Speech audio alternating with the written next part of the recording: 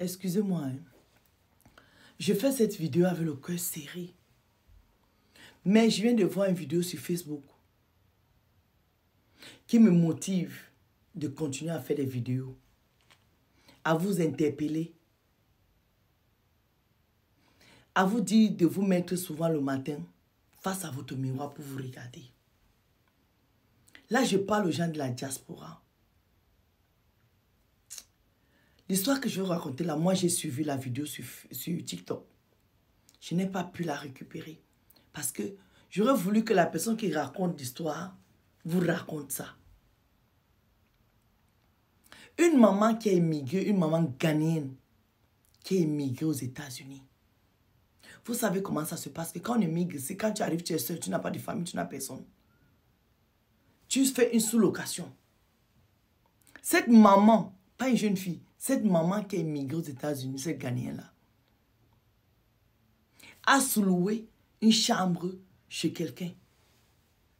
Elle a trouvé un boulot où elle travaillait 6 fois par semaine, 6 jours par semaine. Donc elle venait dans la maison là seulement, dans sa chambre de sous-location, 1 fois par semaine. Tout le reste du temps là, elle était au boulot parce qu'elle avait 2 boulots. Elle finit là-bas et pas là-bas. Tout l'argent qu'elle travaillait, elle envoyait au Ghana. Qu'on lui construise sa maison de rêve, sa maison de retraite. À un moment, elle a réfléchi, elle dit, ah, mais la sous-location, si je paye, je ne dors même pas là-bas. Je viens là-bas 1 fois par semaine. Donc même la sous-location là, hein, c'est les dépenses inutiles. Elle allait négocier dans l'un de ses travails, dans l'un de ses boulots que, là où il y a le KGB là, elle peut laisser ses habits là-bas, elle va se changer là-bas. Donc elle a laissé la sous-location. Ça veut dire que cette maman-là, qui avait un endroit où elle pouvait dormir 1 fois par semaine, peut-être le dimanche, parce qu'elle travaille toute la semaine sans repos. Le dimanche où elle peut dormir, se laver, préparer une bonne nourriture, manger. Elle s'est privée de ça parce qu'elle veut construire la maison au Ghana. On lui a construit la maison au Ghana, une belle villa. On lui a envoyé les photos. Dans la vidéo, la fille qui raconte dit que la maman l'a marché avec sa villa comme ça, comme le trophée. Que oh, quand je vais partir en retraite, voici la maison où je veux dormir. À un moment, quand elle a commencé à dormir à l'office, donc au travail, parce qu'elle n'avait plus de domicile, ça veut dire qu'elle s'est privée de tout. De même là où elle va dormir, pour aller dormir dans une société, dans le KGB, comme ça, comme une clocharde. Et au Ghana, elle a une somptueuse maison. Quand elle tombe malade, elle a peur d'aller à l'hôpital parce que quand tu vas aller à l'hôpital, on te dit qu'elle est facture. Donc elle se prive de tout, cette dame-là. Soit disant qu'elle va aller en retraite, elle va avoir une belle maison. Chaque année, elle dit à ses amis, ses collègues que l'année prochaine, je pars au Ghana. Elle ne part pas. Chaque année, elle dit je pars, elle ne part pas. Chaque année, elle part, elle dit que je pars, elle ne part pas. Chaque année, elle dit qu'elle part, elle dit qu'elle ne part pas. La dame est restée comme ça aux États-Unis jusqu'à... La maison qu'on a conçue au Ghana, elle n'avait jamais vu ça avec les yeux, elle avait que la photo. Quand elle veut se vanter, elle veut montrer à ces gens qu'elle a réussi. Elle dit, et donc si ma villa, elle montre la photo de la villa, il paraît que la villa est magnifique. Quand ses collègues, ses amis font le pique-nique, organisent un pique-nique, on dit à la maman là que, bah maman, viens pique-niquer. La maman a dit que non, elle va aller au travail. On invite la maman là dans les anniversaires. La maman a dit que les anniversaires ne partent pas, elle veut travailler. Ça veut dire qu'elle travaille de ce côté, elle travaille de ce côté. Et elle dort à l'office. Moi, là où je ne comprends pas, c'est qu'elle avait une sous-location où elle avait un lit, où elle pouvait se reposer 1 jour par semaine. La maman l'a laissé ça parce qu'elle payait. Donc le prix qu'elle donnait pour cette location-là, c'était beaucoup pour elle. Il fallait qu'elle construise en Afrique. Il fallait qu'elle aide sa famille. La fille qui raconte l'histoire dit qu'elle reste comme ça là hier, son téléphone sonne. On a trouvé la maman là, elle a déjà la nuit dans son sommeil. Est-ce que quelqu'un comprend ce que je dis ici? Je vous avais dit ici, je vous dis ça depuis 1 an, que votre priorité doit être là où vous vivez. Moi, je reste souvent ici, là, en France. Je tape 5 ans, 6 ans. Je ne pars pas au Cameroun. Parce que je n'ai pas ma mère là-bas. Je n'ai pas mes enfants là-bas. Donc, du coup, je peux me permettre de ne pas aller au Cameroun. Et donc, je n'ai pas la pression. Là où je dois me mettre bien, c'est là où il y a mes enfants. Ce que je fais au Cameroun, là, je fais ça naïo.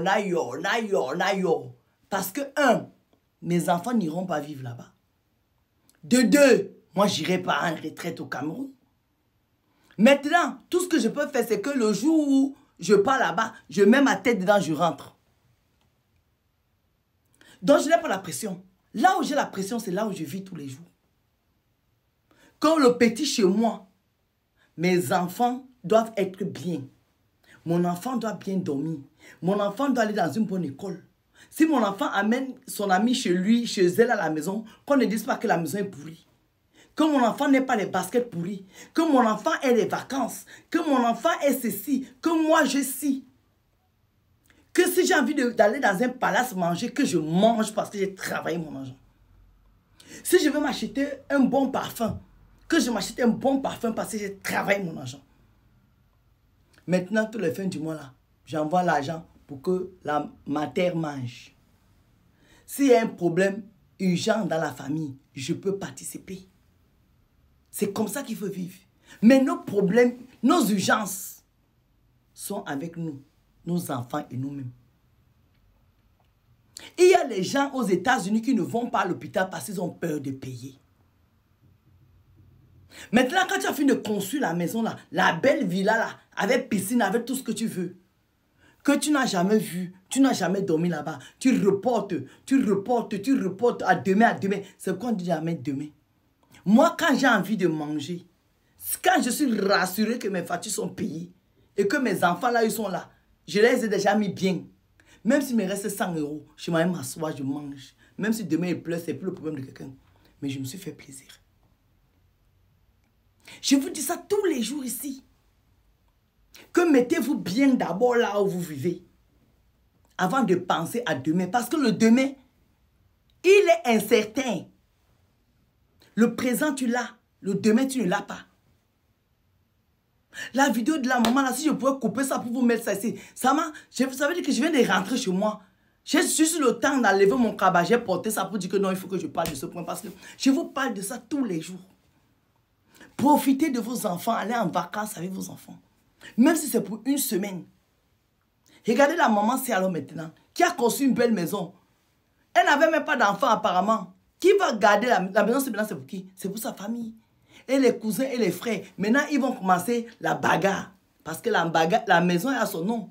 Donc, c'est les héritiers directs. Ce sont ses soeurs, même père, même frère.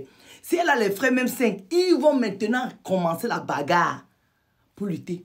Et peut-être que la maman elle est morte aux États-Unis, n'avait même pas l'assurance rapatriement. Peut-être qu'on va l'enterrer même là-bas. Ah oui. Peut-être que la maman dont on parle ici n'avait pas l'assurance pour la rapatrier. Et qu'elle n'avait même pas l'argent qu'on va dire que... Parce que quand tu décèdes, on bloque d'abord tes comptes. Peut-être que la maman, si on va l'enterrer aux États-Unis là-bas, et la maison au Ghana là-bas, les cousins et les cousines et les grands frères et les petits frères vont rentrer dedans. Une maman qui refusait d'aller faire le pique-nique. Une maman qui est sortie de la sous-location pour aller vivre dans un cagibi, dans une société. Non. Vous savez, tout ce qu'on fait dans la vie, il faut mettre Dieu devant. Demandons au Seigneur de nous orienter, de nous guider pour tout ce qu'on doit faire et tout ce qu'on doit faire dans la vie. Qu'il nous montre le discernement, qu'on comprenne. L'histoire de la mancière. Non, on peut faire ça. On peut faire ça. C'est pas qu'elle avait une maison. Sous location, la maman, ça veut dire qu'on l'a trouvé morte dans le cagibi d'une société. Une maman qui avait une belle villa, avec piscine et tout. Comment vous racontez? Comment vous pouvez m'expliquer une histoire comme ça, mes frères? Pourquoi on se fait du mal nous-mêmes? Pourquoi on fait ça? Pourquoi on se prive juste pour le regard des gens?